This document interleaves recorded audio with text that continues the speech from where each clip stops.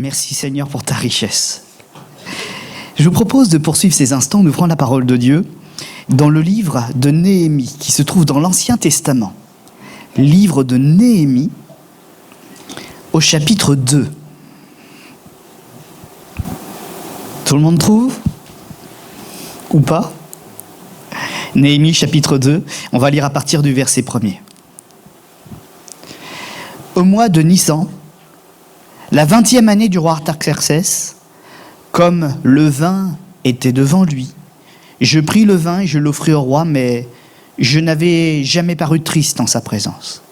Le roi me dit : « Pourquoi as-tu mauvais visage ? Tu n'es pourtant pas malade.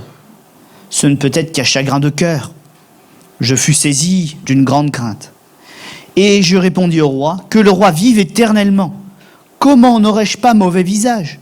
Lorsque la ville où sont les sépulcres de mes pères est détruite, et que ses portes sont consumées par le feu. » Et le roi me dit : « Que demandes-tu ? Je prierai le Dieu des cieux. » Et je répondis au roi : « Si le roi le trouve bon, et si ton serviteur lui est agréable, envoie-moi en Juda, vers la ville des sépulcres de mes pères, pour que je la rebâtisse. » Le roi, auprès duquel la reine était assise, me dit alors : « Combien ton voyage durera-t-il ? Et quand seras-tu de retour ? » Il plut au roi de me laisser partir, et je lui fixai un temps. Puis je dis au roi : « Si le roi le trouve bon, qu'on me donne des lettres pour les gouverneurs de l'autre côté du fleuve, afin qu'ils me laissent passer et entrer en Juda. Et une lettre pour Asaph, garde de la forêt du roi, afin qu'il me fournisse du bois de charpente pour les portes de la citadelle, près de la maison, pour la muraille de la ville, et pour la maison que j'occuperai. » Le roi me donna ces lettres, car la bonne main de mon Dieu était sur moi. Amen. Au travers du texte que nous avons lu tout à l'heure, de ce psaume que nous avons lu pour la scène, qui rappelait aussi la profondeur du combat physique que le Seigneur a eu pour nous, pour lutter en luttant contre la croix ou sur la croix, en écoutant aussi, on va dire, la teneur, la sensibilité des chants de ce matin, je me dis que nous avons besoin de parler du combat, mais surtout de la bonne main de l'Éternel, placée sur nous au sein des combats. Amen ? Amen. Oui, parce que nous n'avons pas à lutter seuls. Depuis que nous nous sommes engagés avec Jésus, il s'est engagé avec nous. Et nous n'avons pas à lutter seuls. C'est vrai que ce serait peut-être parfois un peu plus réconfortant pour nous, un peu plus simple, peut-être de le voir physiquement, corporellement à nos côtés, mais il nous est peut-être aussi avantageux que nous développions notre foi, sachant qu'il est là, sans forcément le voir. Jésus l'a répondu à ses disciples, hein. Vous m'avez vu, vous avez cru. Mais heureux ceux qui n'ont pas vu et qui ont cru quand même. Pourquoi ? Parce qu'en fait, nous, on est plus forts qu'eux. Parce que nous n'avons pas eu l'avantage de l'avoir corporellement, nous avons dû faire avec notre personne un véritable engagement de notre foi et de qui nous sommes, de ce que nous possédons et de ce que nous attendons. Tout est engagé par notre foi en celui que nous appelons notre Sauveur. Et je crois que dans cet engagement, et sur la base de cet engagement, il peut déployer encore plus sa gloire qu'il ne le faisait hier. Je crois que Jésus travaille encore plus aujourd'hui qu'il ne le faisait hier. Le texte de Néhémie se prépare à quelque chose. Néhémie n'a pas tout accompli tout seul. Il est entré dans le travail de 2 autres personnes qui l'ont précédé, si on parle des leaders, des responsables, mais en réalité de toute une foule de personnes qui ont commencé un travail avant lui. Rebâtir la ville de Jérusalem, mais plus que tout, le cœur de Jérusalem. On ne parle pas de maison, on parle surtout de l'endroit où Dieu a promis sa présence, où il a promis que sa gloire serait installée. Néhémie est intervenu après un Zorobabel, après un Esdras, 2 grands réformateurs qui ont commencé ce travail de relever la nation d'Israël, mais surtout le culte à l'Éternel. Et Néhémie, il n'est pas intervenu là juste comme ça, c'est quelqu'un qui avait une disposition de cœur qui a permis d'embraser les autres cœurs. Et c'est pour ça que nous disons souvent au milieu de nous, si nous voulons vivre un réveil spirituel dans nos foyers, dans nos villes, dans nos régions, dans nos pays, dans ce monde, il faut commencer par soi-même. Si je suis timide quand on me parle de l'œuvre de Dieu, je n'arriverai pas à réveiller les autres. Je créerai des gens à mon image. Ça, c'est un principe. Il n'est pas que en Dieu, il est en nous aussi. Dieu a gravé des choses en nous. Dieu a créé des êtres à son image. Nous créons des êtres à notre image. Si nous sommes timides, nous créerons des personnes timides. Mais si nous choisissons d'être forts et de nous embraser, c'est une flamme vive que nous transmettrons aux autres. Et Néhémie, il n'est pas parti n'importe où, n'importe quand, n'importe comment, ou parce qu'il en avait envie. Le premier état de cœur que nous trouvons en Néhémie, c'est qu'il était pleinement convaincu et pleinement dans la souffrance de voir que l'œuvre de Dieu ne se faisait plus. C'était quelqu'un qui se sentait concerné parce que c'est quelqu'un qui lui-même était consacré. Il voulait tout pour Dieu et il souffrait que tout ne soit pas à Dieu. Il n'a pas trouvé sa force dans ses compétences, il avait trouvé ses forces dans la profondeur de son amour pour la personne de Dieu et de l'œuvre de Dieu. Et ce texte commence parce que cette souffrance, elle transpirait sur son visage. Il était déjà un disciple de Jésus, avant l'heure. Mais le caractère du divin berger qui lui existait déjà, il était déjà imprimé en lui. On le trouvait déjà là. Il reflétait déjà ce qu'il y avait dans le cœur de Jésus au ciel.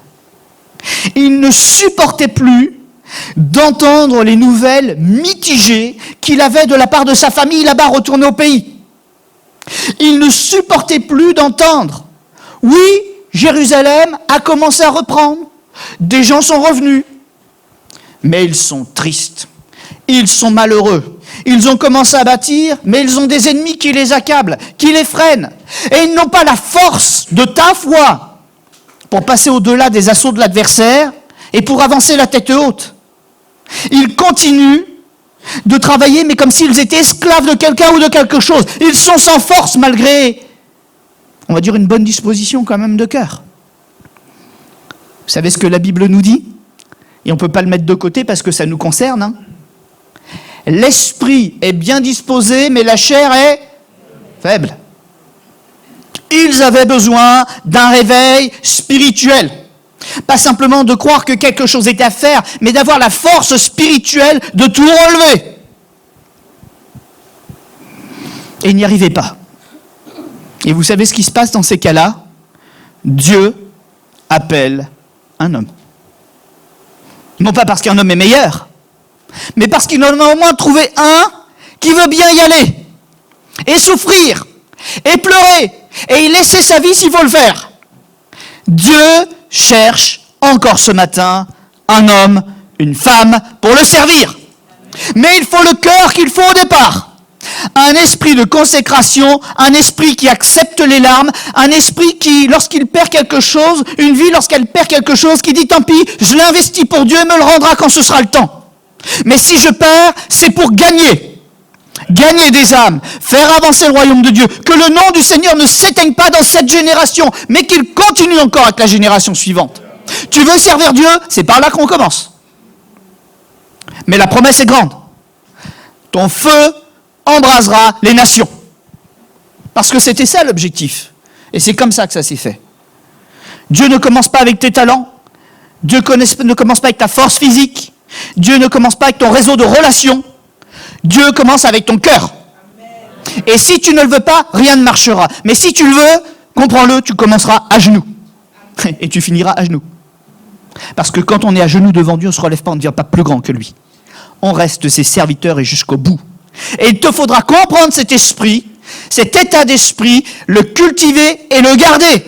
Même si demain tu as du succès, même si demain tu marches à la tête du peuple, même si demain tes œuvres sont connues du monde entier, qu'on écrit des livres sur ce que tu as accompli avec Dieu, tu resteras sur tes genoux. Ce doit être ton engagement profond, parce que vient de cet engagement et de cette consécration la gloire qui reviendra au Seigneur. C'est lui qui est debout, c'est lui qui règne. Et tout le livre d'Esdras, vous pourrez le relire et je vous encourage à le faire. Il est assez accessible. Nous parle de ce qu'Esdras a ressenti, de ce qu'il a accompli. Mais dès qu'on parle de ce qu'il a accompli, vient comme un refrain, mais c'est Dieu qui l'a fait. La main de Dieu était posée sur l'événement. La main de Dieu a arrêté les ennemis. La main de Dieu. Oui, Néhémie a fait de grandes choses. Mais parce qu'il était toujours conscient qu'il devait tout à la main de Dieu qui était posée sur sa vie. Si tu crains, rappelle-toi ceci. La main de Dieu est avec toi. Si tu es fort, calme un petit peu ton orgueil. La main de Dieu fait les choses. Et si tu as besoin de secours, réalise que cette main elle est constamment tendue vers toi.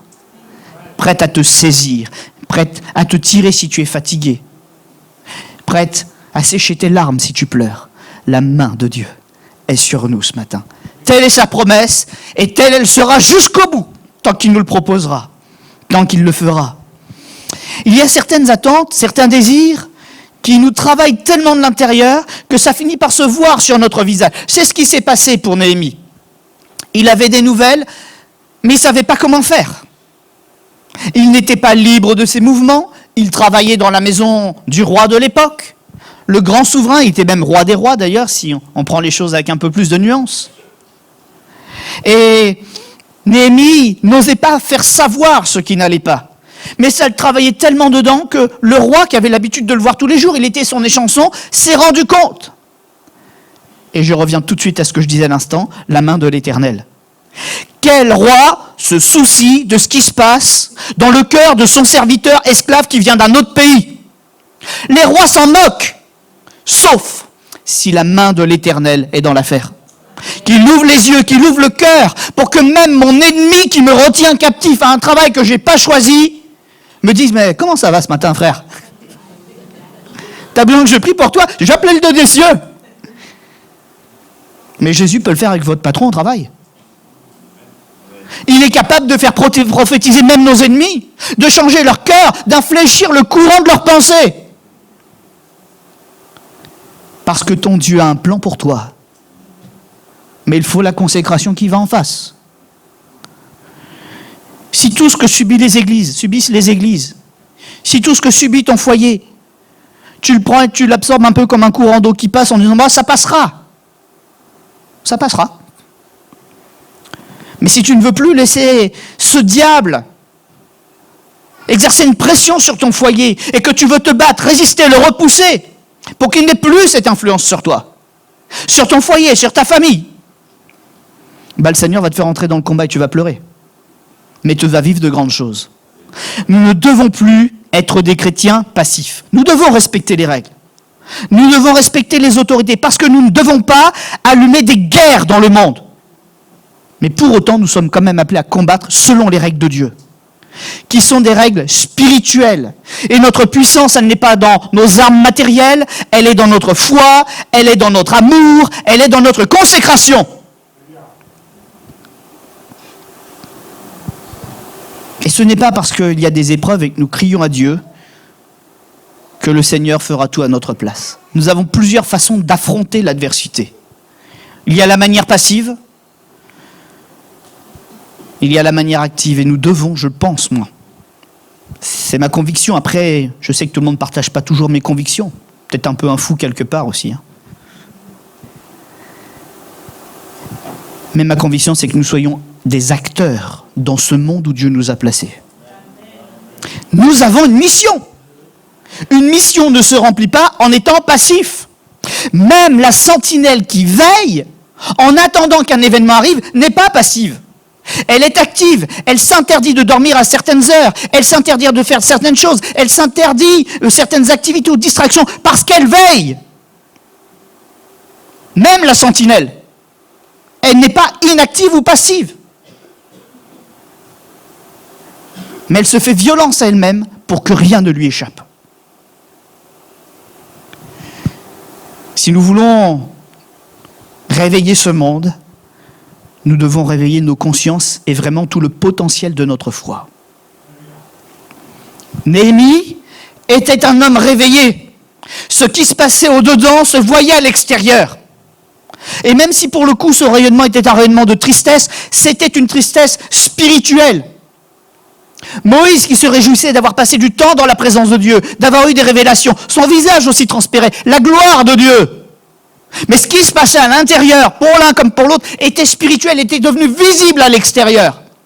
Sommes-nous des chrétiens dont la teneur spirituelle est visible à l'extérieur, jusque sur nos visages, sur nos corps? Portons-nous la marque visible de celui qui vit en nous? La Bible nous dit que chaque jour qui passe, chaque œuvre de Dieu qui s'accomplit sur notre vie et que nous acceptons, nous transforme de gloire en gloire. Il y a un processus qui est en marche, mais il doit être visible des autres aussi. Le roi donc s'en rend compte et lui dit textuellement: « Pourquoi as-tu mauvais visage ? Tu n'es pourtant pas malade. » Un cœur joyeux, nous dit l'Écriture, rend le visage serein, mais le cœur est triste. Mais quand le cœur est triste, l'esprit est abattu. On peut avoir des chrétiens qui ont une souffrance, une peine. Ça ne veut pas dire qu'ils sont vaincus pour autant. Moi, ce que j'aimerais qu'on puisse réaliser ce matin, et ce que l'on pourrait faire ce matin ensemble, c'est que chacun prenne le temps, peut-être en rentrant à la maison avec son conjoint ou ses enfants, de faire un point sur la source de ses attitudes et de ses réactions. De quoi et d'où viennent tes tristesses de cette semaine? D'où viennent tes joies de cette semaine? Tout n'est pas mauvais, même dans des choses matérielles qu'on aurait reçues. Si quelqu'un a eu une nouvelle voiture cette semaine, tu as le droit de te réjouir. Pas un problème. Mais est-ce que cette joie t'a aussi porté à être reconnaissant de toute ton âme envers Dieu qui a permis que tu reçoives quelque chose? Est-ce que la source de ta joie a vraiment une connexion spirituelle à Dieu? Ou est-ce que tu es juste matérialiste? Faisons cette analyse. Est-ce que la source de tes réactions est spirituelle ou non? Il y a parfois des personnes, on parle avec elles à l'église, elles font plein de choses, ou dans des associations, elles font plein de choses, mais dès qu'il y a un petit point où elles sont en porte-à-faux, elles prennent toujours la porte de derrière, vous voyez? Quand ça va bien, elles sont toujours à s'engager, à parler aux responsables, etc. Mais quand il y a un problème, hop, c'est toujours la porte de derrière. Elles passent par un intermédiaire qui vient dire immaturité spirituelle. Le Seigneur nous appelle à être des adultes dans la foi. La source de ta réaction, la source de ton comportement, la source de ta démarche cette semaine, où est-ce qu'elle a été? Est-ce qu'il y a besoin de faire un progrès? Moi, j'en ai besoin personnellement. Et c'est pas un titre qui changera mon cœur. Quand je suis face à ça, le pasteur, le titre, il est posé sur la table et il n'y a que l'homme devant Dieu avec ses défauts. Et nous sommes tous ainsi. Notre ancienneté, la personne qui nous a baptisés, nos titres, rien ne compte quand on est à nu devant Dieu. Mais par contre, il faut être honnête envers soi-même. Il n'y a que comme ça qu'on fait les progrès. Et Néhémie, il n'a pas eu honte de dire au roi ce qui se passait. Je me suis dit quand même dans des contextes et dans des époques comme ça, dire au roi, écoute, moi j'ai pas la même foi que toi, mon Dieu me réclame à ses côtés, laisse-moi partir. Oh, t'es esclave toi? C'est pas ton Dieu, donc déjà je le reconnais pas. Tu me demandes de partir, et en plus tu veux la banque, c'est-à-dire que tu veux l'argent pour bâtir? Tu veux que je trouve la forêt royale avec laquelle je fais mes maisons? Et il en faut du culot là. Mais il avait surtout fait cette vraie introspection. Il savait que si la porte s'ouvrait, c'était l'Éternel qui l'ouvrait. Il ne demandait pas pour lui-même, il demandait parce qu'il avait une souffrance pour l'œuvre de Dieu. Et il a eu l'audace de la foi. Parce qu'il était prêt aussi à en assumer les conséquences. Il n'a pas pris le chemin de derrière. Et quand on est échanson du roi, Je pense que de temps en temps, il y a une ou deux personnes intéressées qui viennent nous voir, notamment des amis du roi, qui eux ont le droit d'être à sa table, qui viennent dire « T'aurais pas un petit reste de vin du dernier repas, là ? Tu peux pas me faire une petite faveur, puis je te la rendrai, t'inquiète. » Moi, je crois que dans un contexte comme ça, dans une époque comme ça, et rien n'a changé. Hein. Et on va pas se mentir. Hein. Moi, je me serais peut-être dit, bon, bah là, il me doit un service. Lui, je suis sûr que le roi lui fera pas de mal, et puis il lui dira certainement plus oui qu'à moi, l'esclave. Mais Néhémie, non. Il y avait une maturité spirituelle. Il savait que quand Dieu dit quelque chose, quand Dieu met un plan dans notre cœur, on ne doit pas se cacher. On doit répondre aux hommes comme Dieu nous a dit de le faire. Et il dit, non, je ne suis pas malade. Mais il y a ma patrie, là où il y a le sépulcre de mes pères, de ma nation. Là où sont retournés des membres de ma famille. Je n'ai pas de bonnes nouvelles. Mais je sais que si je peux y aller, au moins je n'aurai pas honte, vous voyez. Au moins j'aurai fait quelque chose pour changer la situation. Vous savez comment on est, hein ? Il y a un problème. Qui veut y aller ? Il y a une implantation d'église là-bas. Qui est prêt à quitter son travail et à l'habiter et de ne pas avoir de salaire ? Qui veut y aller ? Mais gars, tu lui proposes là, bah vas-y. Voilà, celui qui propose, il dispose, il paraît. Mais Néhémie a cet homme-là. Un chagrin du cœur. On va passer dessus.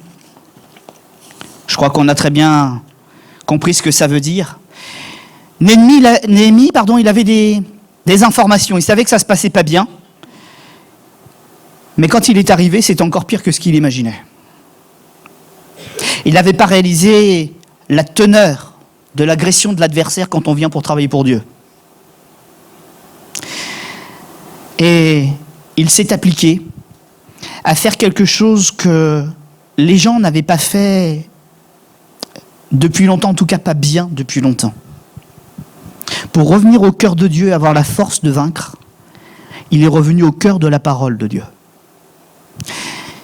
Il s'est remis à étudier, à apprendre et surtout à mettre en pratique la parole de Dieu.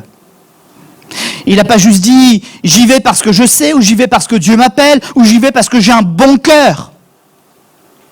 Il s'est humilié devant la loi de Dieu pour la remettre à sa place. Lui redonner son autorité pour qu'elle retrouve aussi sa force.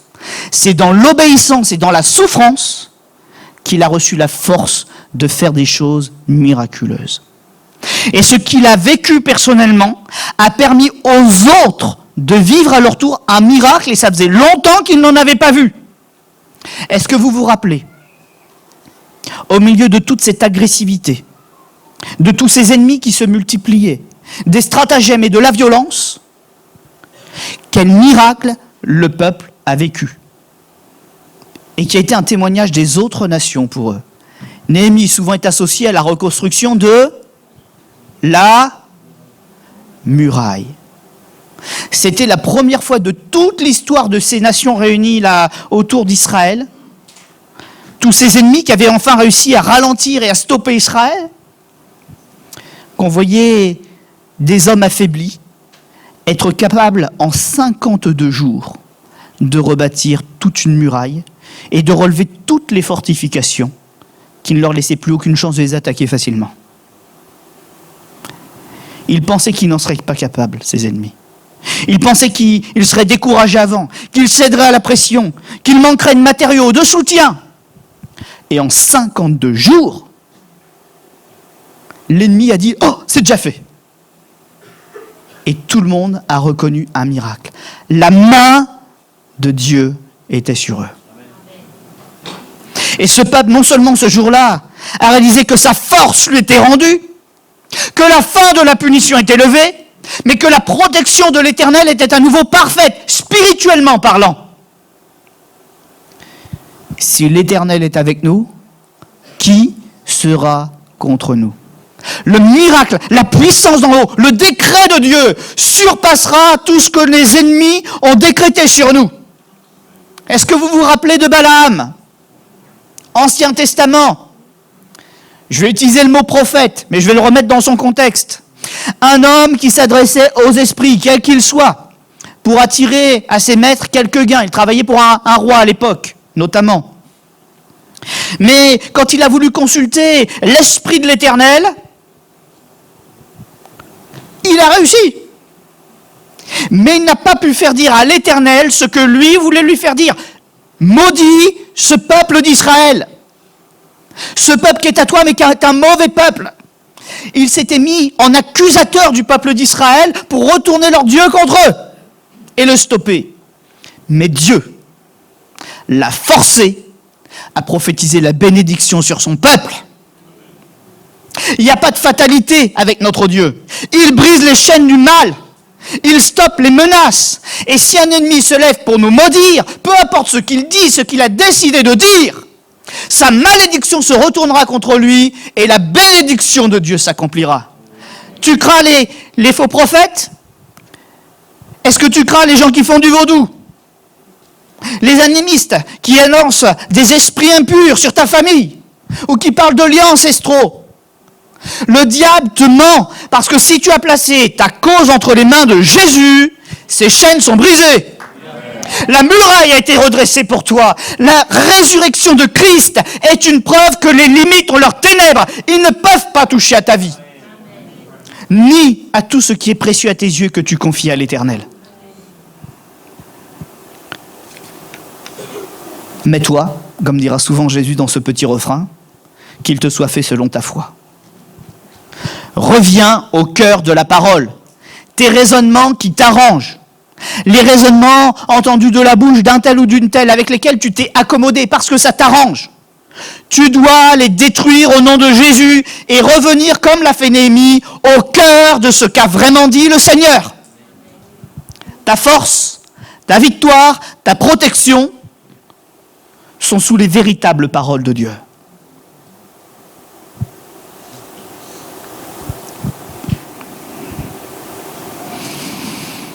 C'est vrai que, dans l'instant, il n'a certainement pas été facile pour Néhémie de se réjouir. C'est sûr que quand on est dans le creuset de l'épreuve, quand on l'appelle, c'est très difficile d'avoir le sourire quand tout nous fait pleurer. Mais nous devons aussi réaliser ce qui se passe.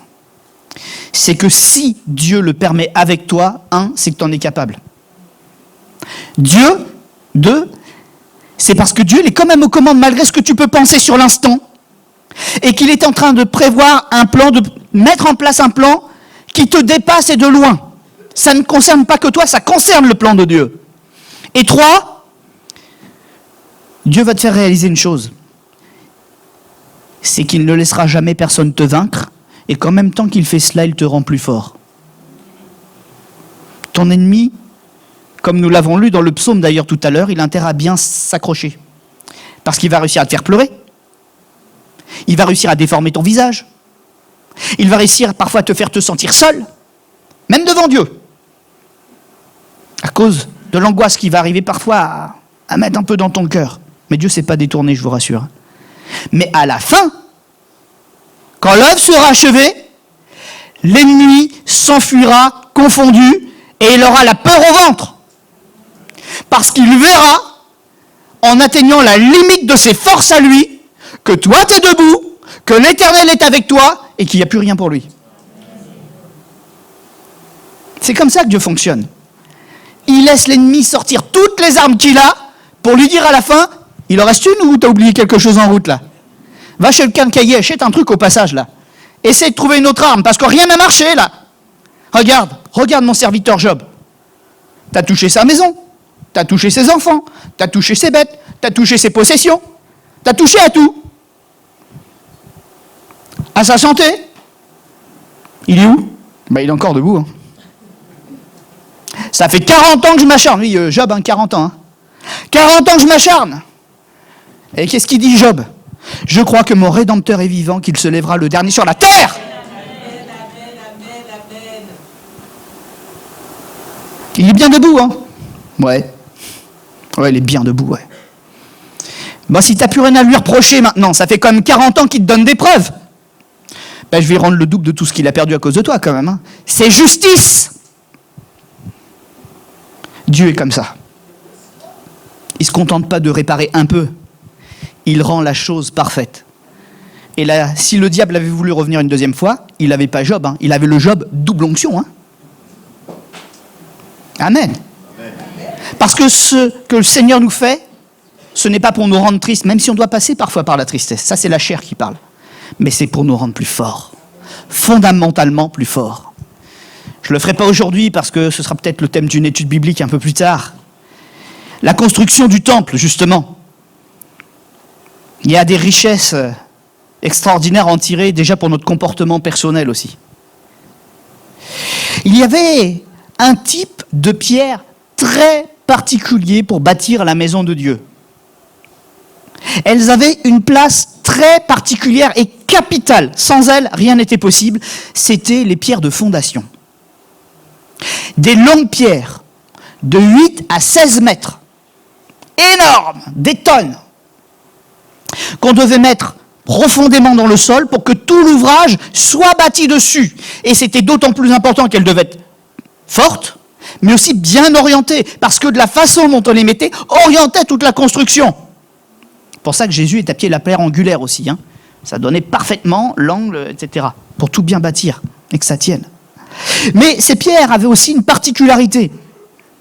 C'est qu'il fallait bien leur donner la forme qui était la bonne forme pour faire partie de l'assemblage. Elles étaient travaillées à un autre endroit, dans les carrières à l'extérieur des villes. Et ces pierres immenses, pour leur donner leur forme, il fallait faire comme n'importe quoi. Hein. Il fallait les tailler. Geste après geste, avec des outils plus ou moins rudimentaires. Ils n'avaient pas les chantiers qu'on a aujourd'hui avec les super trucks géants, etc. Hein. C'est ce qu'on appelle, avec notre vocabulaire, à l'huile de coude. Hein. Les petits burins, etc. pour faire les pierres de 16 mètres. Mais il y avait une règle.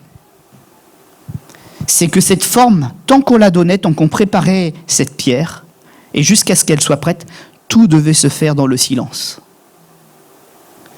Et je pense que c'était difficile ça aussi. Hein.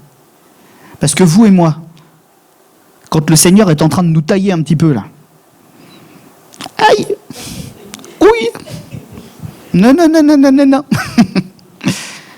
on a besoin. Mais vous voyez, pendant cette période de formation, on sait que ça ne va pas être agréable. Il y en a qui sont passés par les écoles bibliques aussi parmi nous. Hein. Moi, j'appelle ça le monastère. Vous n'êtes pas libre de vos horaires. Vous n'êtes pas libre de votre emploi du temps.